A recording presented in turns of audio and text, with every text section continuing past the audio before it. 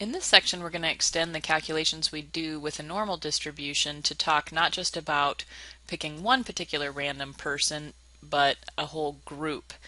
And so that's going to use something called the central limit theorem.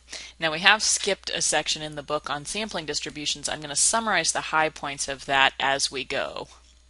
Now, we've talked about both populations and samples, and they had different terminology and different symbols, and we're going to be mixing those together in this section, so I just want to review those real quick so that we can keep those straight. So a parameter was something that talks about the whole population. And so for means, the symbol for a population mean is the Greek lowercase mu, and for standard deviations, if you're talking about the whole population, it's the lowercase sigma, which is the little O looking thing.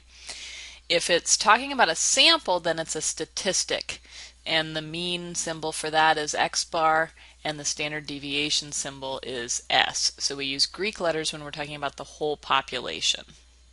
So just to kind of reiterate that, if you were trying to find the mean for the whole population, then you would use the symbol mu, and that would be, in this particular example, the mean time men spend driving, talking about all men in the United States.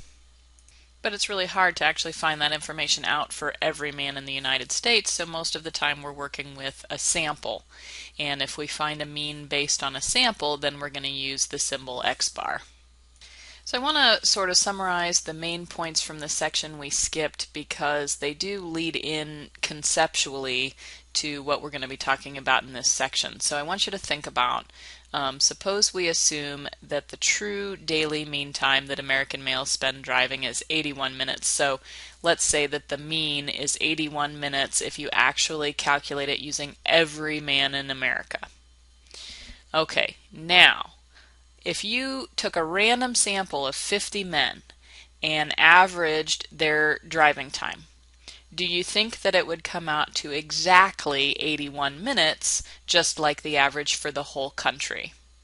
Well, probably not, because the samples aren't all going to come out exactly the same as the whole population, but we expect that they would hopefully come out pretty close. So maybe in my sample it might come out to 85 minutes instead of the real value of 81.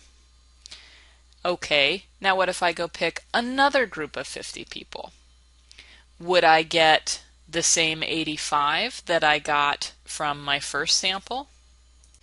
Well, no, not necessarily, because just because one sample came out with a particular mean doesn't mean that a different group would have exactly the same mean. So I could have one value for the whole population, and then if I take little samples, they could all have their own values. We think that they'd probably be fairly close together, but they're not going to be exactly the same. And that's what we're going to be working with in this section, is that just like when you pick a random person and they're not all going to be the same is true when you pick a random group. They're not all going to be exactly the same, and so we can talk about probabilities that if you pick a group, their average value falls within a certain range. So we get some weird notation then. So we're talking about taking a whole bunch of samples and looking at their average values, let's say driving time. So each sample has its own driving time mean. And then we've also got the population mean. These symbols here talk about, let's say you looked at all of those samples and all of the different averages that you got. And then let's say you averaged those. So it's really an average of an average. It's a mean of all of the means. That's what the symbol at the top is for. It's the mu with a subscript x bar. We can also find a standard deviation for all of those different sample means. So that'd be sigma with a little x bar. And that brings us to a really important theorem, the central limit theorem, which tells us that we can actually do normal distribution calculations just like we have been in the last section on these cases where we're taking a bunch of samples and finding sample means. So we can find probabilities that a sample mean will fall in a certain range, just like we did with normal CDF in the last section. Now there are some things that need to be true. The original population needs to be normally distributed for this to work. Or it needs to be close. And usually if the sample sizes are bigger than 30, they come out close enough. So those are going to be the two cases. We either need our original population to be normally distributed, or we need to be dealing with samples that are bigger than 30, and it should say one or the other in the problem. If neither of these are the case, then you actually can't use normal CDF or inverse norm. So here's the weird part, but it's very, very important. If we're going to use the normal CDF and inverse norm to do these calculations, both of those need to know a mean and a standard deviation. So that's where these symbols come in. Well, it turns out that if you take all these different samples and look at their averages, so let's say you're taking all these samples of men and looking at the different average driving times. If you take all of those averages and then do a mean on those, it would actually come out to the same as the population mean, which is really kind of strange if you think about it. So if you take every possible sample and average them all together, it should come out the same as the population. So the top here then says if you're dealing with these sample means, their mean is just the same as the population, and that is usually given in the problem. The standard deviation doesn't quite work the same, but it is similar. So the standard deviation actually gets smaller when you're dealing with samples, right? It's really easy for one person to be kind of weird, but if you take a whole group of people and average them, they're probably not all going to be weird. So the standard deviation, the variation there when you're talking about averages, becomes smaller. So we actually have to take the given standard deviation and divide it by the square root of the number of people you're dealing with. And I will go through some examples and show you what I mean and how to do this.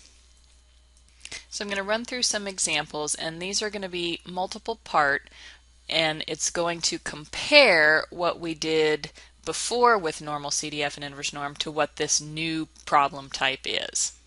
Okay, so let's say that we know the population of men has normally distributed weights with a mean and a standard deviation, and we want to solve two similar problems. First, we want to know if we select one man randomly, what's the probability that his weight would be greater than 167 pounds? And then what would be different if we selected 12 men randomly and then averaged their weights? What is the probability that their mean weight would be greater than 167 pounds? Well, part A is asking something that we already know how to solve. So if we select one man randomly and want to know the probability that his weight is greater than 167, we need to draw the picture first. And so I've got here the normal curve. The mean is 172, so I put that in the middle. I found where 167 would be then. That would be a little bit to the left of that. And I want to know the probability that he weighs more than that. So I've shaded to the right. Well, that is a chunk that is bigger than half. So this is the case where I need to do 0.5 plus.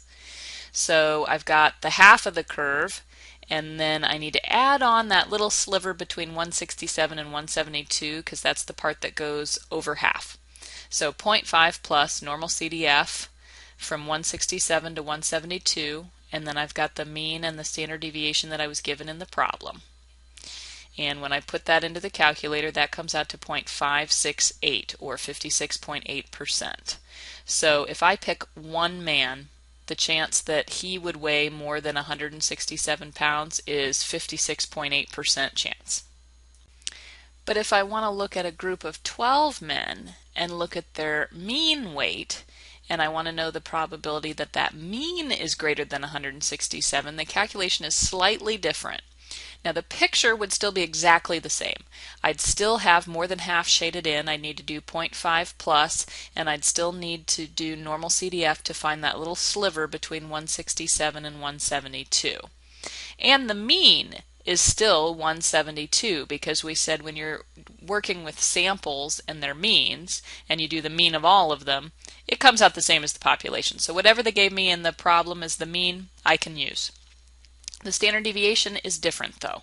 We said that gets smaller when you're talking about means of samples, of groups.